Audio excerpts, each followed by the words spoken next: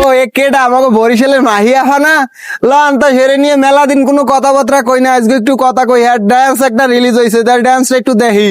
সময় কম।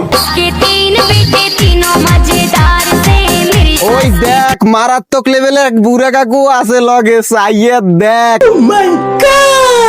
আমার মনে হয় প্রোডাকশন, মনে হয় নতুন প্রোডাক্ট এটা। সঠিক বলেছেন। কোন হোটেলে আছেন আপনারা যদি একটু বলতেন, দেখা গেল আমি ভিডিওতে একটু কইতাম। যেহেতু এই ভিডিওতে আপনারা কইতে পারবেন না, যারা আমার দর্শক আছে তাড়াতাড়ি আপনারা কমেন্ট করেন হেরা কোন হোটেলে আছে।